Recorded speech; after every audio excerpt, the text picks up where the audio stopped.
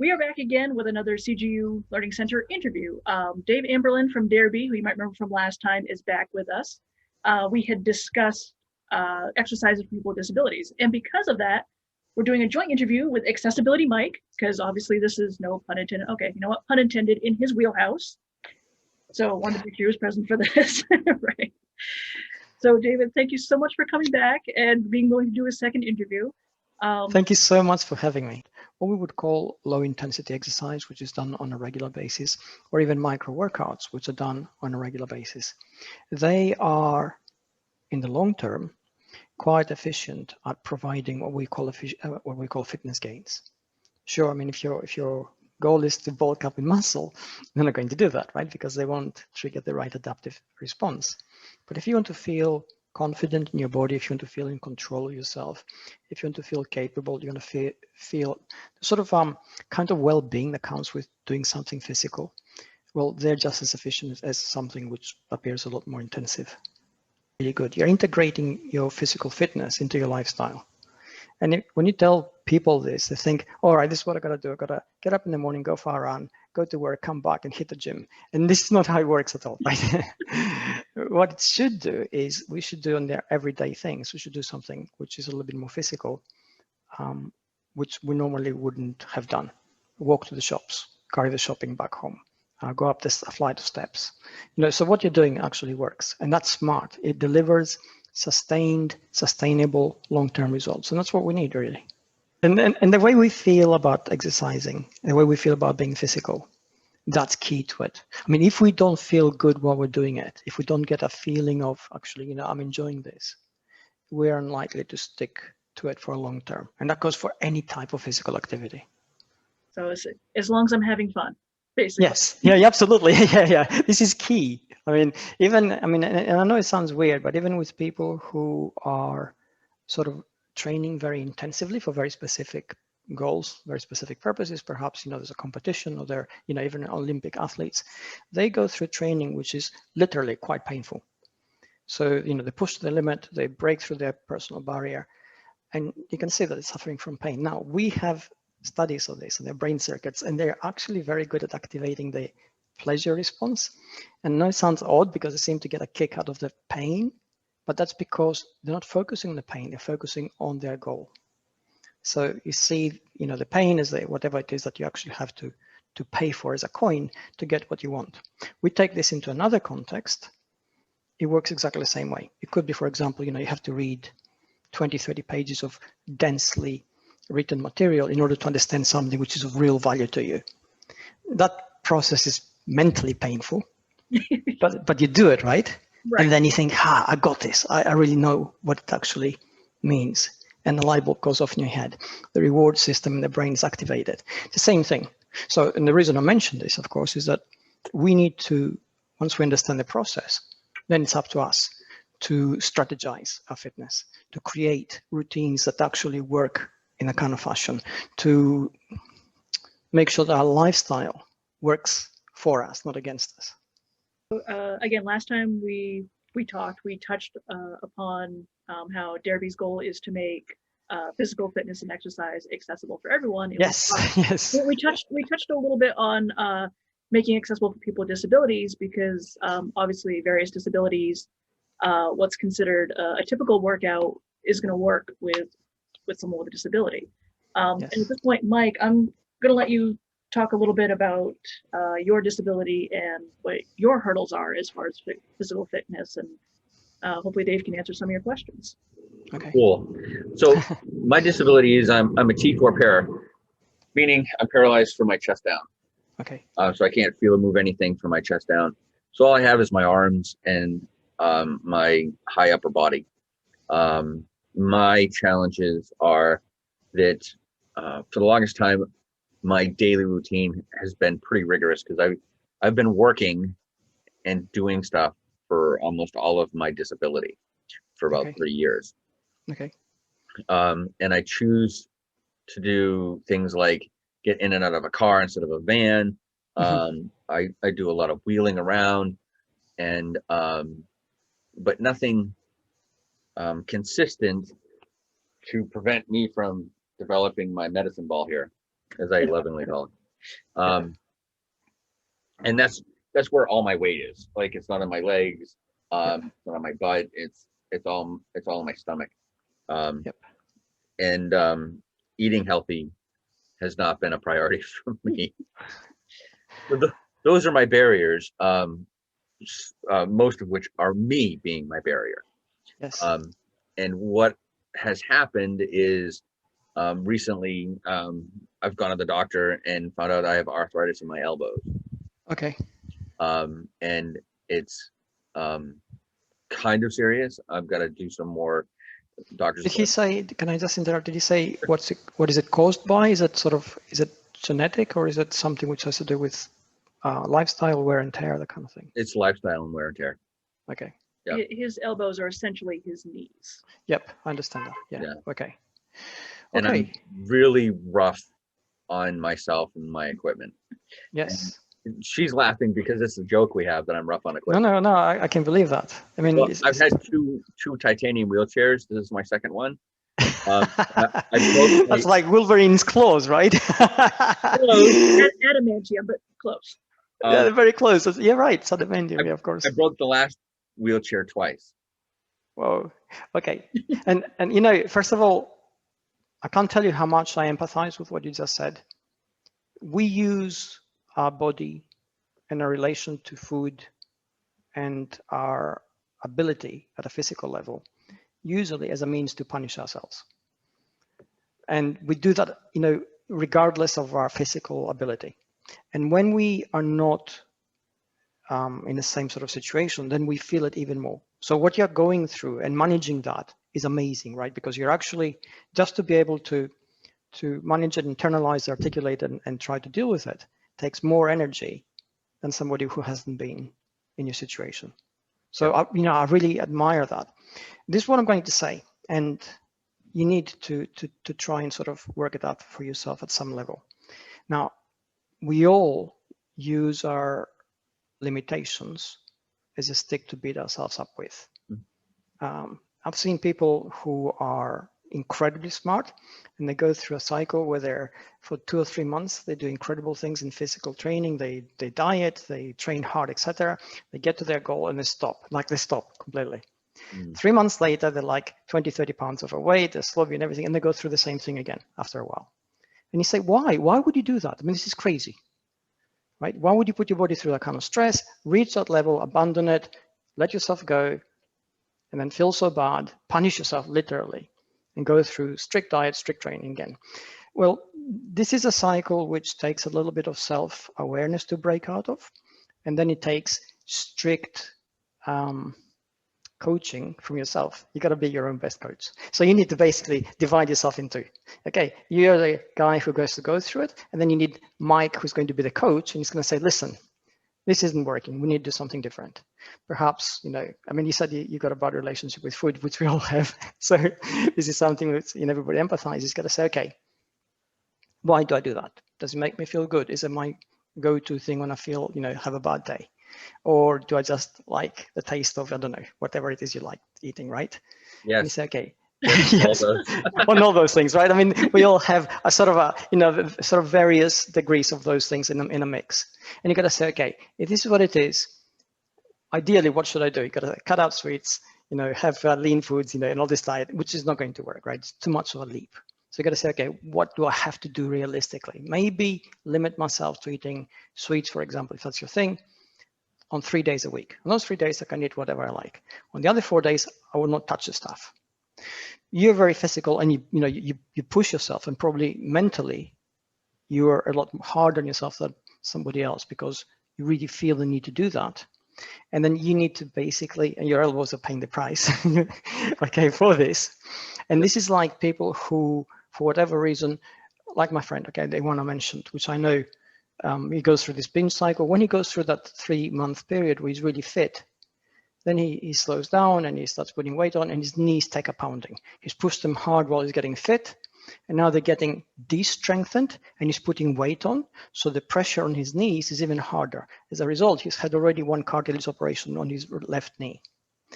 This is unnecessary. This is self-inflicted for him, right? So you have to be smart. You got to say, okay, if my elbows are being are taking the brunt of this physical thing, which I'm going through, I needed to change the way I train my arms. And we know for a fact that doing the things which we do is not sufficient for the strength which we need in order to do them. Okay, runners, for example, just by running, don't get strong or better at running. Their endurance goes up, but their strength doesn't. So they got to do strength training. So and the reason for that is that if you do something over and over and over again, you think ideally I should get better at it, but no, better doesn't mean stronger. Better means more optimized. So your body becomes adept at using less energy to do it, but it doesn't necessarily make you stronger. To get stronger, you need to create discomfort to a certain degree, which kicks off the adaptive response, which makes you stronger.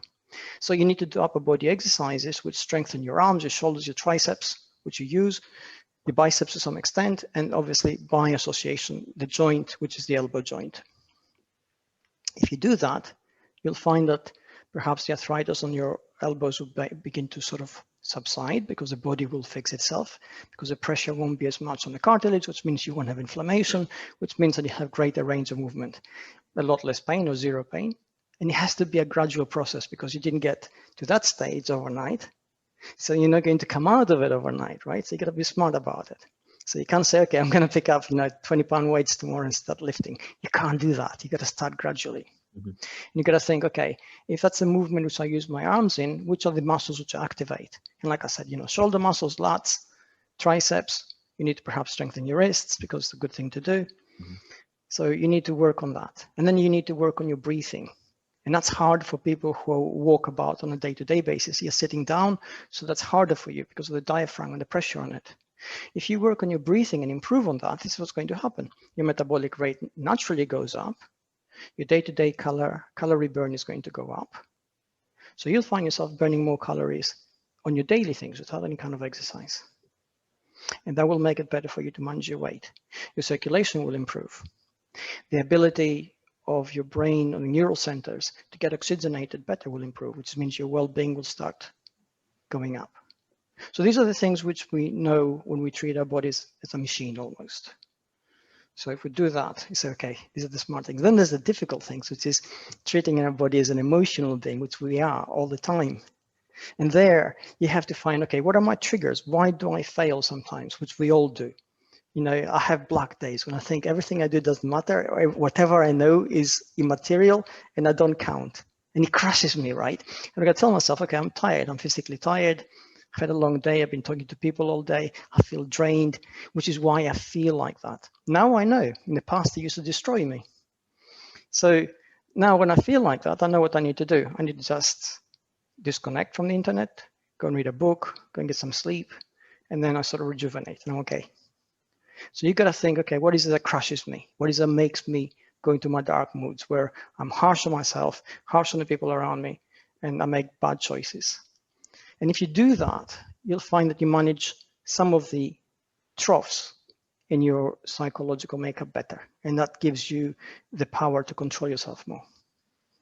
It's interesting because from your position, you need to know how the body works, and the relationship between the body and the mind, and how the mind works, so you can help and support people to do things in a way that benefits them, not just physically but psychologically.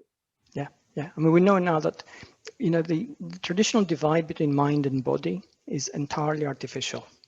Essentially, there's no mind without body, and vice versa. Right. So if we're talking about cognition, how we understand our place in the world and how we understand the world around us and how it works and how it fits in, well, it's embodied cognition. Without a body, a mind on its own, doesn't matter how smart it is, doesn't matter how many billions of neurons it will have, it's not smart. It needs the body to tell it all these things and actually help it create the emotions which it needs in order to activate all its processes. At the same time, a body without a mind is just a mindless machine. Literally, it's going to make wrong decisions, going to go wrong because it'll be driven by very basic fundamental needs and drives. So we need to embrace this complex. We understand it's one. The moment we do, of course, we know that it's also very fallible. Our body can get tired. The moment our body gets tired, the brain becomes depressed because it feels that fatigue. We feel that everything's crashing around us. We can't do anything. When you're tired and somebody tells you do something little, okay, it doesn't matter how small it is, and you just can't do it in your mind, it's huge, it's going to take a lot of energy because you're tired. When you're fresh at the beginning of the day, you say, yeah, sure, no problem, I'll go and do it.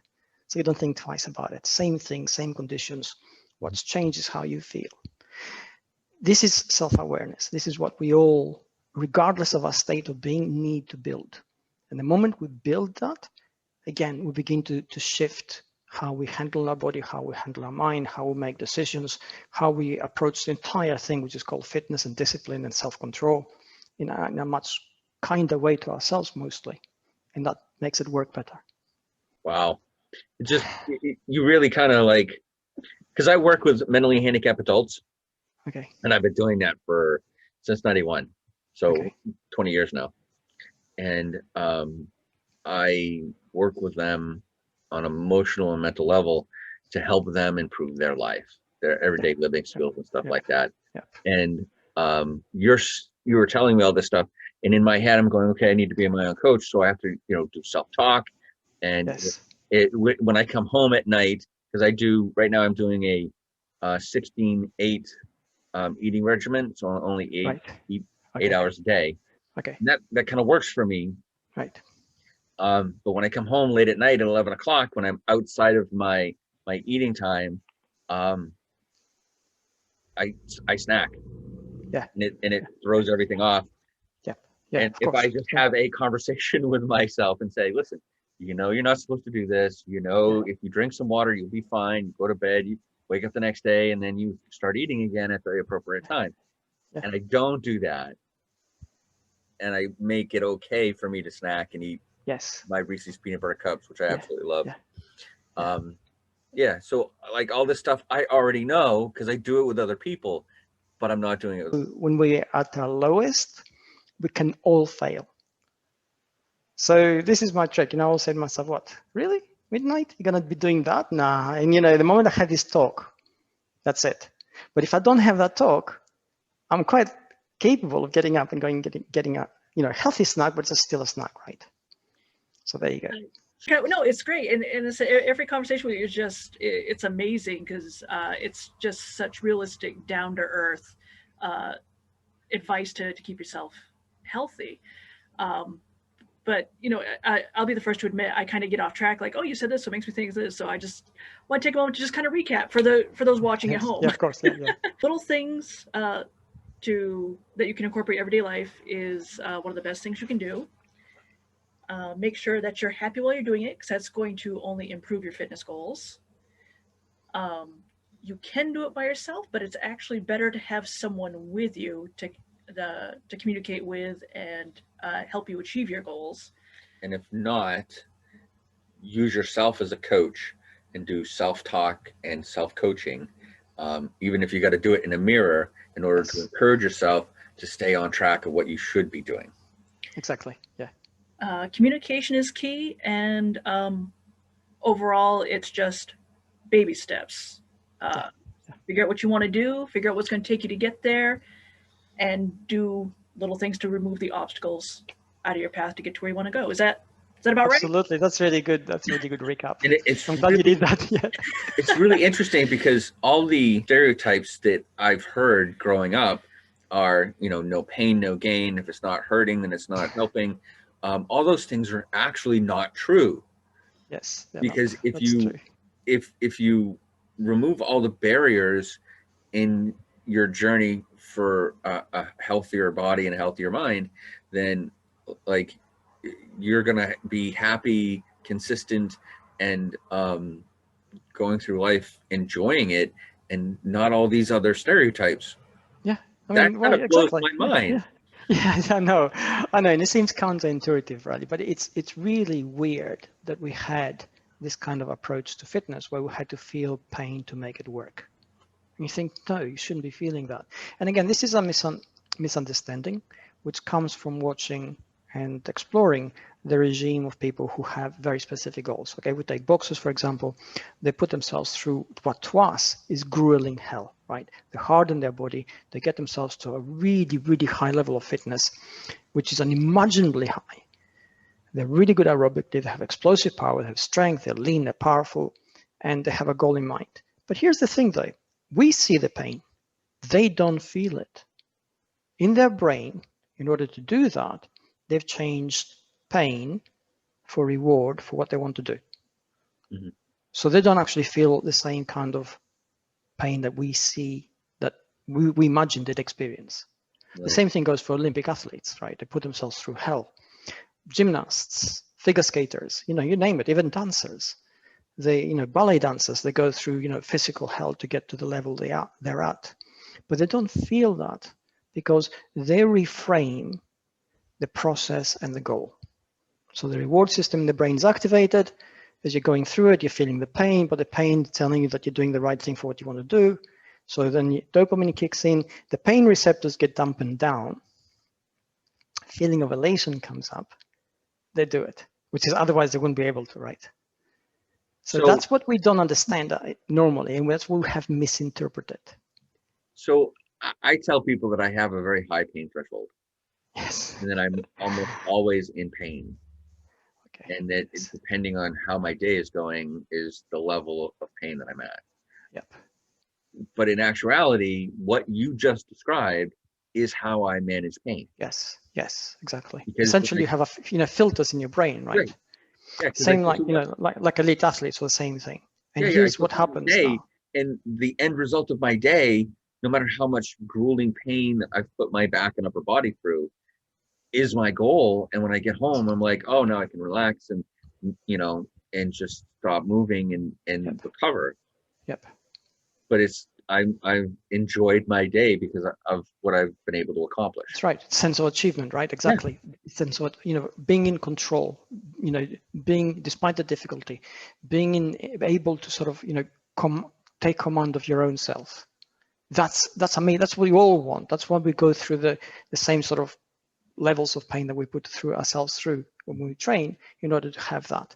So you're experiencing the same thing, and because you do it day in, day out. Here's the thing, you don't have a higher threshold of pain or higher pain threshold. You have the same as everybody else, more or less, but you're very good at putting filters in place. And what happens is you experience pain, your brain recognizes it. It says, well, what is this pain? Okay, it's this. Fine. And dampens the signal down. And here's the other thing now. When you have a bad day, because psychologically you're in a good place, emotionally you're in a good place, your mental and psychological resources are reallocated to deal with that. And then everything feels more painful. You've got to work out what works for you. I was actually able to find a couple of the wheelchair exercises, and I was wondering if I pulled one up, if you'd be kind enough to kind of go over it with us. Yeah, certainly, absolutely. All right, so this is one of the ones I was able to find, and from what I could tell, this is about 3 years old. Is that correct? That's right. Yeah. This is one of the earliest ones we did. So this is one that Mike would be able to do because it's all upper body stuff. That's right. Yeah. So yeah, essentially works on shoulders, lats, the tendons that control our sort of joints. Works on neck strength, neck flexibility, and obviously works a little bit on the breathing because this is going to activate it. If you just want to explain a little bit more, like I said, this is about 3 years old, and I know you said Darebee has done some programs geared towards. We've got a program now, which is it's only about a month old now, and it's a 30-day program. Yeah. Oh wow. So this one's all. So it's lats and chest expansion. Yeah. And then it works joint flexibility for the elbows. It works joint flexibility for the neck. Shoulders, and the shoulder joint is basically 2 joints in one, so it needs sort of several different exercises to help it get stronger and more supple.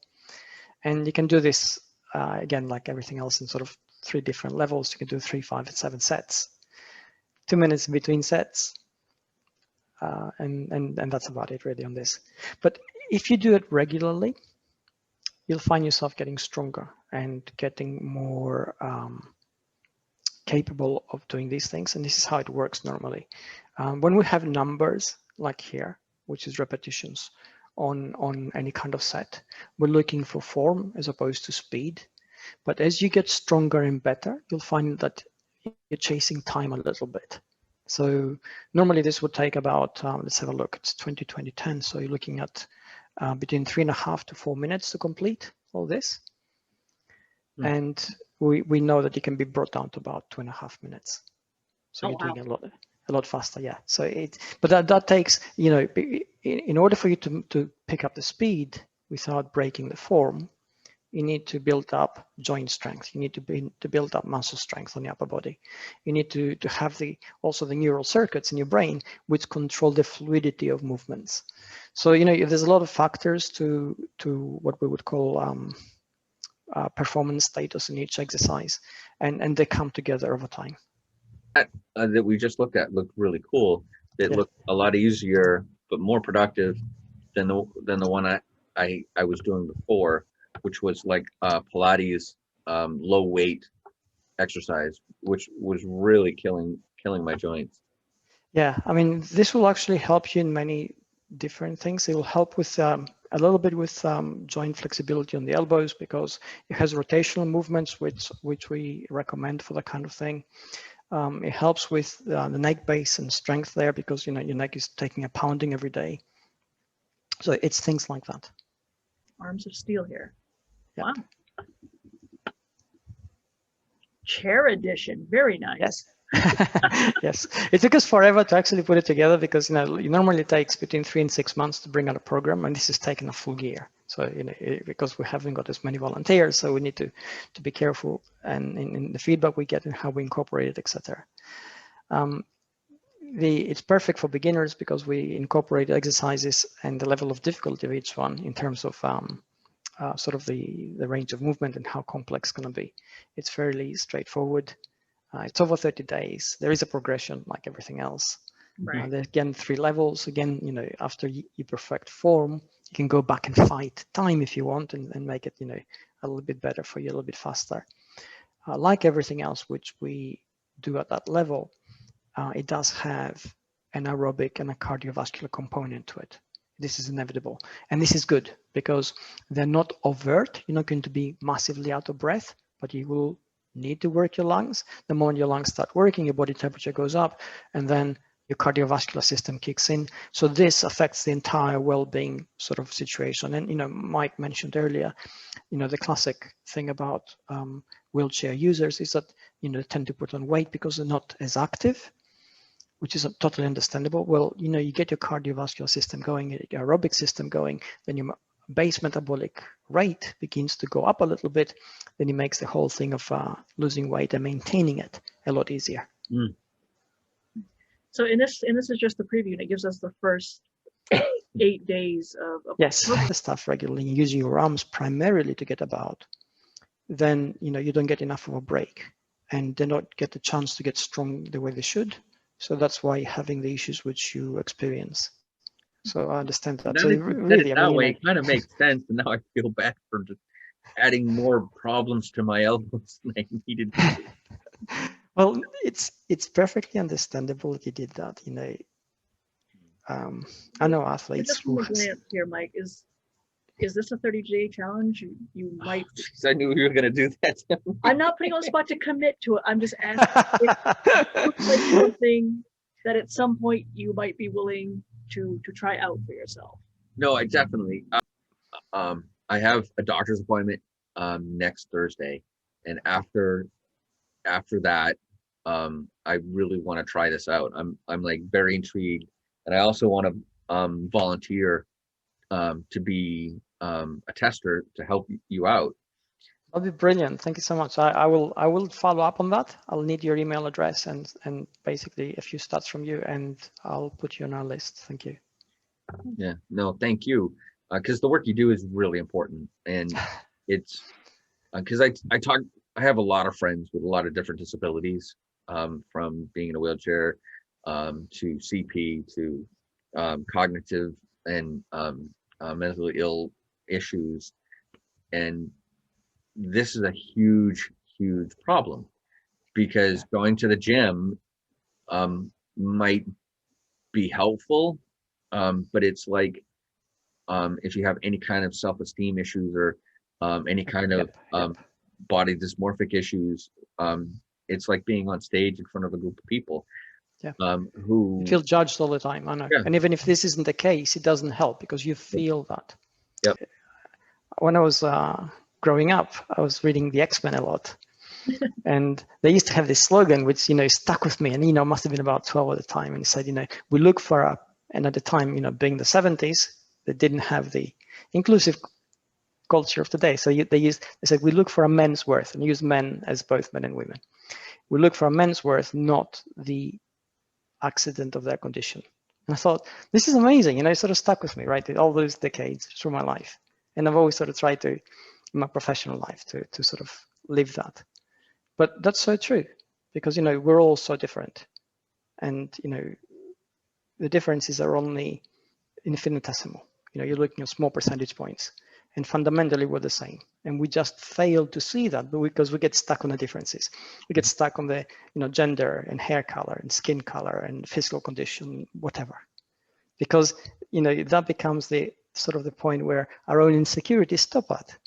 If we brush aside our insecurities, what do we get? We get people talking to people. I think it becomes amazing. Yep. Well, I want to thank you for sharing your geek with us. It's nice to know you're an X-Men fan. So. Oh, yes, absolutely. I grew up on that. So, all right. Well, I think we're probably gonna wrap. But thank you so much for talking with us again. It's amazing that Darebee is looking and putting more effort into doing more all-inclusive workouts. Not that it wasn't inclusive before, but geared towards people with disabilities. Yeah. We certainly feel our responsibility on this, and it's for us. It's something which we're constantly looking at, expanding, adapting, evolving. So hopefully we're doing as much good as we hope we are. Just to help you out and to give you an idea of how ahead of the game you're being, is that here in Maine, around 11% or more of the population is disabled. Nationwide, it's upwards to 20%. Whoa. So, right, exactly. Yeah. You're actually getting into a part of the population that really needs this, and that they have a disposable income that they're willing to pay on this to improve their life and to lengthen their life, and to get it to the point where they don't have to rely on medication and doctors as much, because this will affect them positively throughout the rest of their life. Exactly. Yeah. Yeah, we and really hope numbers are only going to go up.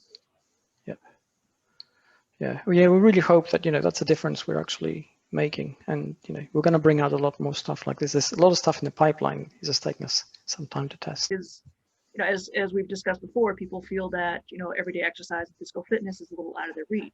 More so if you have a disability. So this is just helping people out and bringing exercise down to a realistic, down to earth level that most people, I don't think, feel is attainable. Yeah, that's right. Yeah. Yeah, you're absolutely right. Yeah, and I'm just sort of feeling the weight of our responsibilities. I'm thinking about all this because being a non-profit organization, we're great at doing some things, but our general organizational skills are kind of like this sometimes. They go up and down.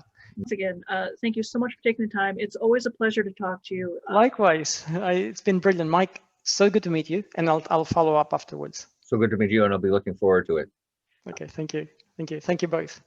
So. Again, thanks, David and Darebee, for talking to us. It's nice to know that their exercise programs are expanding and becoming even more inclusive, which that's awesome.